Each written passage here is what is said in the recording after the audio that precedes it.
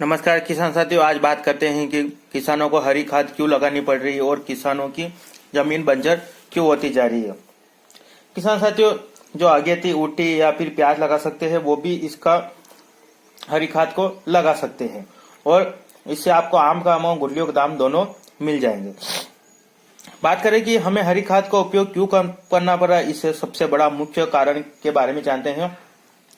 सबसे मुख्य कारण हम कार्बन की मात्रा कम होती जा रही है, जिससे खेत बंजर होते जा रहे हैं।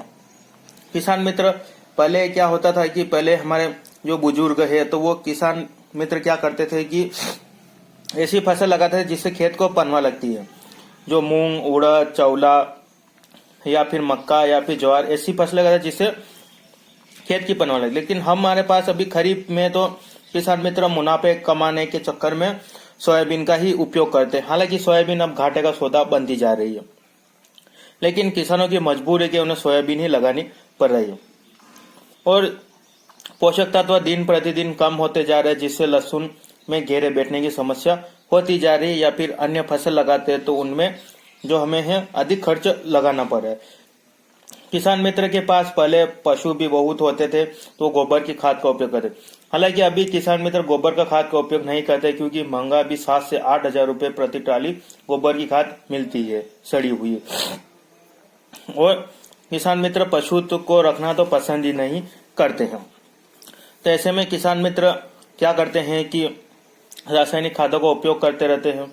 फिर उसके बाद दूसरा कारण आता है कि हमारे जो गेहूं के खापे होते हैं या फिर अलसी के खापे होते हैं, किसान मित्र क्या करता है कि खेतों से केवल लेना चाहता है, खेतों जमीन को देना तो नहीं चाहता है। बात करें किसान मित्र, एक पौधे से उसकी फल, फूल, फलियां, यहाँ तक कि उसका बगदा, यहाँ तक कि उसके जड़ भी ले लेते हैं।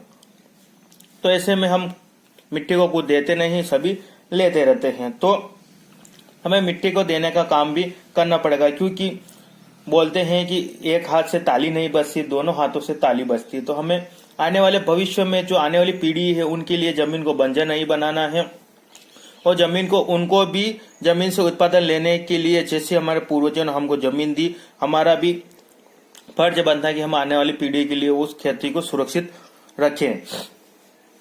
तो ऐसे में और किसान मित्र क्या करते हैं कि हमारे जो बैक्टीरिया होते हैं, नाइट्रोजन को नाइट्रेट फॉर्म में, फास्फोरस को फास्फेट फॉर्म में और पोटेशियम को फॉस्फेट फॉर्म में कन्वर्ट करने के लिए बैक्टीरिया या फिर जो जीवाणु होते हैं उनकी मात्रा तो हमने बिल्कुल कम ही कर दी। एक वैज्ञानिक तौर पर अभी एक आर्टिकल में आया था कि हमारी जमीन में अभी कार्बन की मात्रा 0.2% रह गई है। हालांकि हम कुछ सालों में इसको भी आंकड़े को क्रॉस करके 0.0 पॉइंट के आसपास पहुंच जाएंगे, क्योंकि किसान मित्र पड़ोसी हमारे एक खाद का कट्टा डाल रहा है तो हम 2 डालेंगे, 2 डाल रहा तो हम 4 डाल रहे हैं। इसी में कंपटीशन करता रहता है, क्योंकि किसान मित्र उनको कन्वर्ट होने में। और एक मुख्य कारण यह भी है कि हम जो डीएपी का उपयोग करते हैं उसमें हमें जो नाइट्रोजन होता है 18%, तो वो वायुमंडल में क्रिया करके पौधे को ग्रहण कर लेते हैं। तो हम देखते हैं कि हमारा डीएपी ने हमारे पौधे में काम कर दिया और पौधा हरा भरा हो गया। लेकिन कुछ दिनों बाद फिर ऐसा ही होता है कि हमारा पौधे तो फिर वैसी हालत हो जाती है। तो हम फिर क्या करते हैं, फिर थोड़ा और खाद डालो, फिर थोड़ा और खाद डालो। ऐसे करते करते हम लागत को बढ़ाते आ रहे हैं। तो ऐसे में किसान मित्र ऐसा किस कारण होता है, तो इसका मुख्य कारण है कि जो बैक्टीरिया है वो बैक्टीरिया को तो हमने न खत्म ही कर दिया, थोड़े बचे तो उनको फास्फोरस को फास्फेट फॉर्म में, पोटेशियम को पोटेश फॉर्म में कन्वर्ट करने में थोड़ा समय लगता है। नाइट्रोजन को नाइट्रेट फॉर्म में तो जल्दी कन्वर्ट हो जाती है, लेकिन इनको कन्वर्ट होने में थोड़ा समय लगता है। तो अगर थोड़ा समय लगता है तो वो उसके बाद क्या करते हैं कि जो जमीन में जितनी बैक्टीरिया तो उनको कन्वर्ट कर लेते हैं। बाकी जो हम बात करें 100% खाद में से हमको 30 से 40% ही हमारे पौधे को अवेलेबल होता है, बाकी जमीन में नीचे चला जाता है और लीचिंग फॉर्म में हो जाता है, जिससे वो पौधे को नहीं मिल पाता है। तो इन्हीं समस्या से किसान मित्र लागत बढ़ाते आ रहे हैं।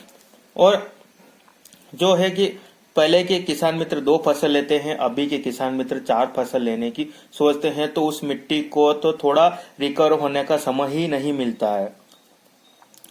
कुछ किसान मित्र क्या करते हैं कि इस साल देसी लहसुन लगा लिए है तो उसी जमीन में अगले साल ऊटी लगा लेंगे।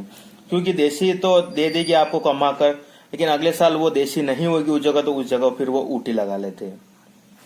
ऐसा करते रहते हैं। और किसान साथियों, आपको फसल चक्र अपनाना चाहिए, जिससे आपकी मिट्टी का भी जो उर्वरा शक्ति है वो बनी रहे। और बात करें तो इन सारी समस्याओं से किसान मित्र जूझते हैं, तो उनको समस्याओं को, मिट्टी को फिर से उर्वरा शक्ति बढ़ाने के लिए हमें क्या करना चाहिए। तो इनके लिए आप उड़द, मूंग या फिर चौला, इन फसलों को लगा सकते हैं। लेकिन हालांकि किसान मित्र, अगर आपके पास जमीन कम है और आप खेत की उर्वरा शक्ति बढ़ाना चाहते हैं, तो आप मूंग, मुड़, चौला का लगा सकते हैं। तो उससे भी अच्छा खेत को उर्वरा शक्ति मिलती है, मिट्टी में मिला ले। हालांकि अगर आप थोड़े सक्षम किसान हैं, अगर आप चाहते हैं कि हमारी मिट्टी थोड़ी और सुरक्षित हो जाए, आप अधिक खर्चा नहीं कराना चाहते, तो आप ढेंचा हरी खाद लाए। क्योंकि आप सोयाबीन लगाएंगे, सोयाबीन का भाव 4000 के आसपास, तो वो सोयाबीन घाटे का सौदा बनती जा रही है। तो आप जिस जगह लहसुन लगाना चाहते हैं या फिर अफीम लगाना चाहते हैं, तो वो किसान मित्र ढेंचे का उपयोग करिए। पहले जमाने में किसान मित्र बोलते थे कि हण लगाते हैं, तो अब ढेंचा आ गया है, अभी सनई लगा सकते हैं।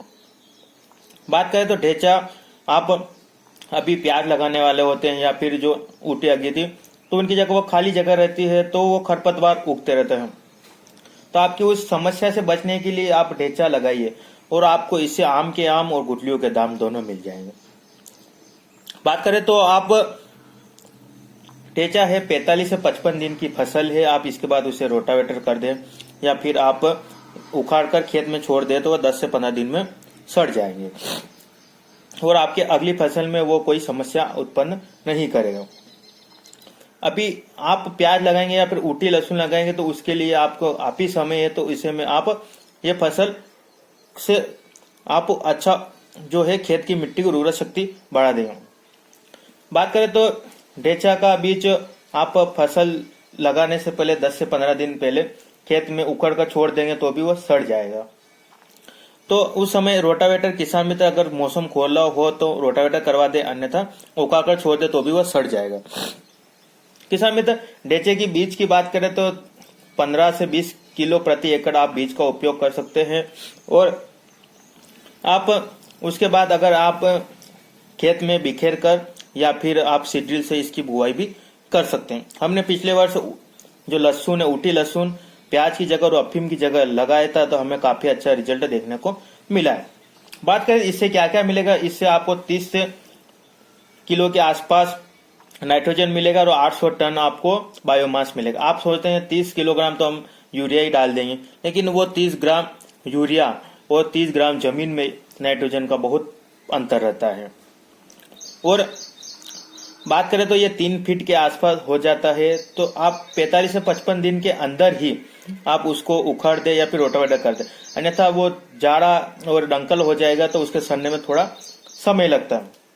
और ढेंचे का बीज आपको 130 से 150 रुपए के आसपास आपको मिल जाएगा। तो किसान मित्रों, आप इसका उपयोग करिए और खेत को बंजर होने से बचाइए।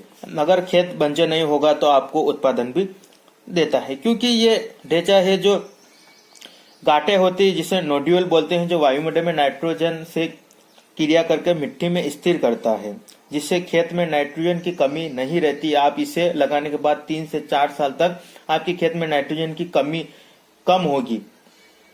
और आप किसान मित्र को जो सरकार है वो जागरूक भी कर रही है, शिविर भी लगा रही है, तो आप इसे ढेंचे को लगाइए, और जिससे आपको काफी अच्छा उत्पादन भी देखने को मिलेगा। जो आने वाली अगली फसल आप लगाएंगे तो आप उसकी चाल ही अलग देखें। अगर आप लहसुन लगाना चाहते हैं तो आप लहसुन की जगह अवश्य लगाइए। अगर आप ट्राई भी करके देखिए, हमने इस बार भी ट्राई किया था कि हमने जो 2 क्यारी है उसमें ढेंचा लगाया था और बाकी के आसपास की क्यारों में नहीं लगा था, उसकी चाल और उसकी चाल में बहुत फर्क है। और हमने इसका प्रैक्टिकल भी देखा था कि जिसमें हमने ढेंचा लगाया था उसमें जो हमें खाद, उर्वरक और इनकी मात्रा कम लगी, जिससे हमारे फायदा बहुत हुआ है। अगर हम उस जगह से सोयाबीन से जोड़ के देखते हैं तो हमें और अच्छा फायदा मिला, हमने सोयाबीन नहीं लगाई। हालांकि किसान मित्र सक्षम हो तो लगाइए, अन्यथा आप गर्मी में भी लगा सकते हैं। अगर गर्मी में पानी न हो तो आप अभी लगा सकते हैं। और जो इसको लगाने के बाद आपको रोटावेटर कर दे या फिर आप खेत में उकर कर छोड़ दे। कैसी लगी जानकारी किसान मित्रों, हमें अवश्य बताइए। मिलते हैं ऐसा ही वीडियो लेकर नेक्स्ट वीडियो में। तब तक के लिए जय जवान जय किसान, धन्यवाद।